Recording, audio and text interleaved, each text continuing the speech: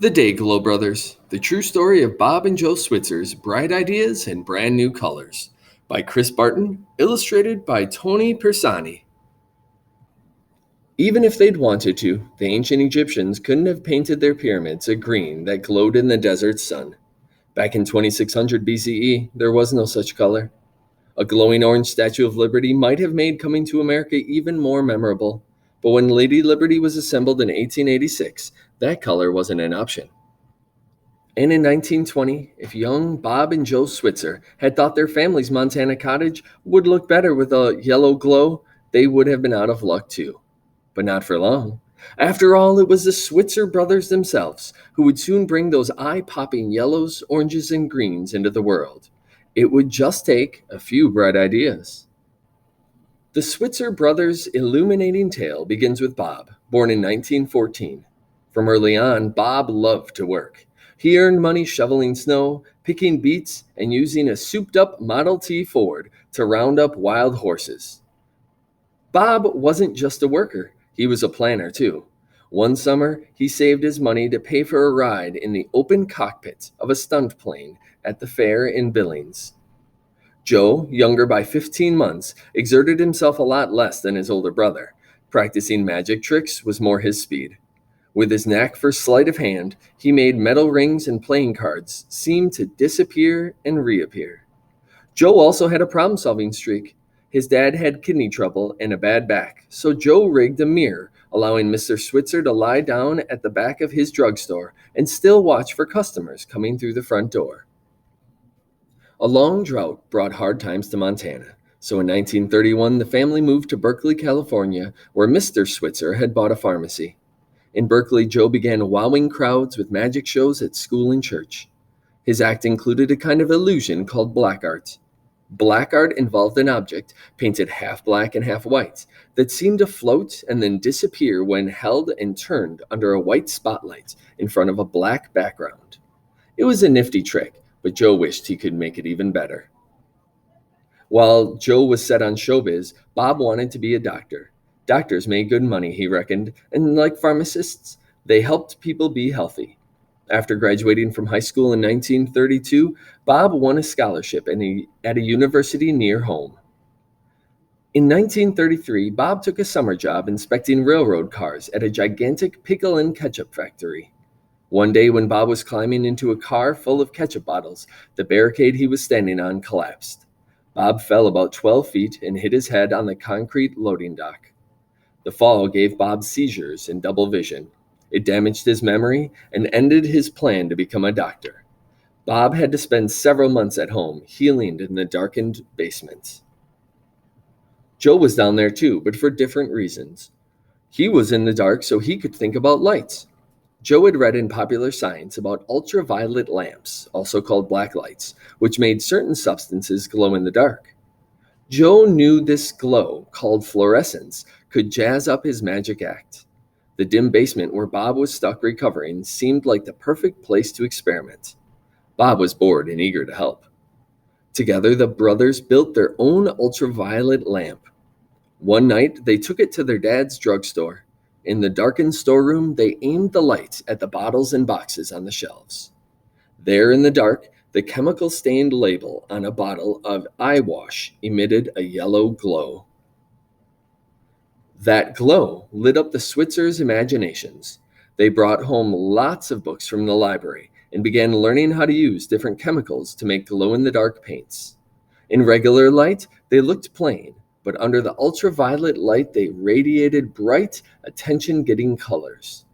Bob thought they could use the paint for more than just Joe's magic act.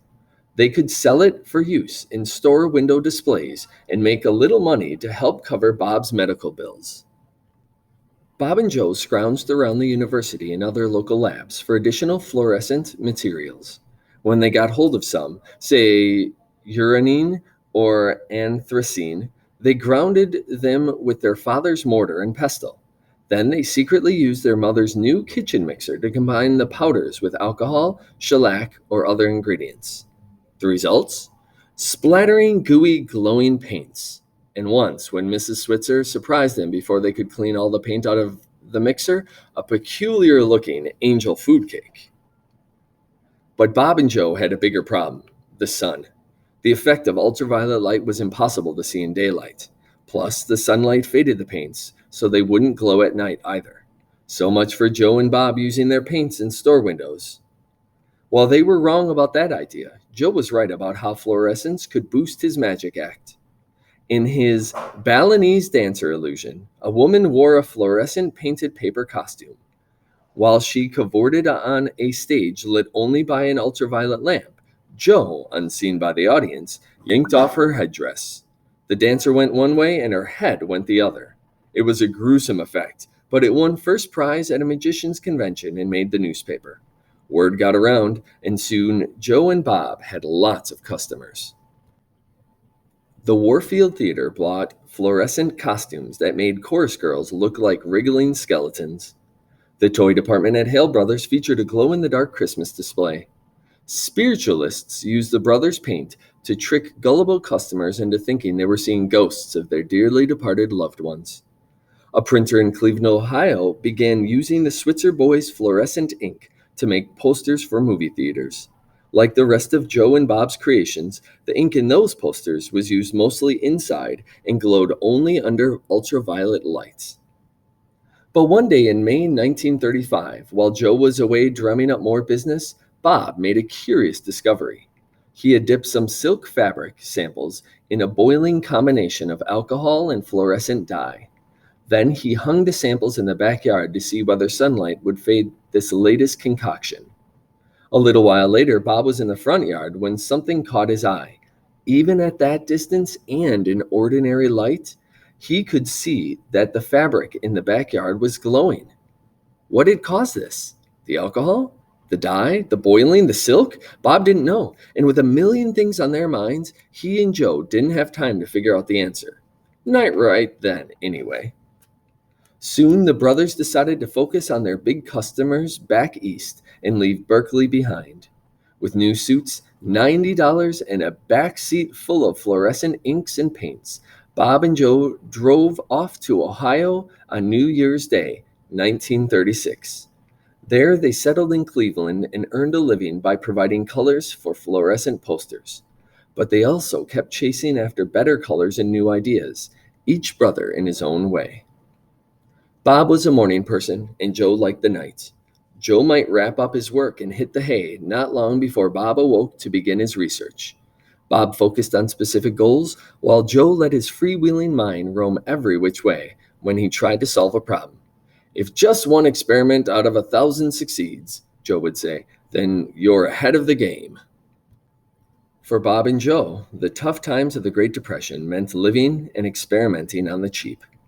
When Bob got married in 1936, his wife moved into the apartment the brothers were sharing. Patricia let Bob borrow her shiny satin wedding dress, and that was the last time she saw it in one piece. After Joe got married in 1938, he and his wife, Elise, moved into a rundown old farmhouse so he would have room for his own laboratory. It wasn't the best place for a young family, as their baby boy liked to chew on chemical-splattered shoes. But Bob and Joe's efforts paid off brilliantly. One day they drove out to the city of Sandusky to check on a new billboard they had developed. Instead of using ink, they had soaked the blackboard's fabric panels with a combination of fluorescent orange dye and hot alcohol. If the dye didn't fade too quickly, the ultraviolet lamps on the billboard would make for an eye-grabbing nighttime display. When the billboard came into view that afternoon, what the brothers saw astonished them. From more than a mile away, it looked like the billboard was on fire. When they got close up, the Switzers didn't find any flames. Instead, they discovered something even more exciting. It was just like those silk samples Bob had seen in his backyard in Berkeley. Even without the ultraviolet light on, the billboard was glowing a bright orange in the setting sun. By accident, Joe and Bob had invented a totally new color. To their amazement, it glowed in both daylight and ultraviolet light. They called this new color fire orange, and Joe used their newfound know-how to create other colors, glowing reds, yellows, greens, and more. Meanwhile, Bob looked for ways these day glow colors could be used. World War II provided lots of them. Day-glow fabric panels were used to send signals from the ground that could be seen by an airplane 10,000 feet in the air. Survivors of disasters at sea used the panels in lifeboats to improve their chances of getting rescued. Day-glow buoys marked areas in the water that had been cleared of floating explosives called mines. Aircraft carrier crews clad in day-glow suits lit by ultraviolet lamps guided planes to nighttime landings. In small but certain ways, the Switzer's inventions helped the United States and its allies win the war. After the war, Bob and Joe's colors made them rich. Day-glow began as to brighten everyday life back home. The colors made their way onto gas station signs and detergent boxes, traffic cones and magazine covers, including Joe's old favorite, popular signs. Artist Andy Warhol used them in his famous paintings. From life jackets to dump trucks, golf balls to goalposts, hula hoops to hunting vests, Joe and Bob's creations kept glowing and glowing. When they were growing up, Bob and Joe Switzer wanted different things. Bob wanted to make his fortune by becoming a doctor, and Joe wanted to make his mark on the world through magic. At first, it may seem that neither brother ended up where he wanted to be. But in that darkened basement, the Switzer brothers began to look at the world in a different light. One brother wanted to save lives. The other brother wanted to dazzle crowds. With Day-glow, they did both. How does regular fluorescence work? Sunlight is made up of colors ranging from red to violet. These colors combine to make white light. When white light hits an object, some of its colors are absorbed and some are reflected. In the case of, say, an orange, the color orange is reflected, and that's the color people see. White light doesn't travel alone, though. Sunlight also carries invisible ultraviolet energy. The ultraviolet lamps that Joe Switzer read about in Popular Science use dark purple filters that hold back most white light and allow the invisible energy to pass through. Instead of merely absorbing or reflecting ultraviolet, lots of minerals, chemicals, and other substances absorb this invisible energy and then release some of it as various colors of visible light, colors that glow in the dark. This glowing effect is called fluorescence, and it is not visible in daylight. That's because regular reflected colors overpower the fluorescent ones. How does daylight fluorescence work? With daylight fluorescent colors, such as those sold under the Day-glow name, white light boosts the fluorescence instead of overpowering it. Just like an ordinary orange object, Bob and Joe Switzer's Sandusky billboard reflected the orange portion of the daylight and absorbed the other parts, including ultraviolet energy. But the particular combination of dye and resin in the billboard's panels then released some of the absorbed daylight as additional orange light. Because the released light was the same color as the reflected light, the billboard gave off a lot more orange light than an ordinary orange object. That's what made it glow.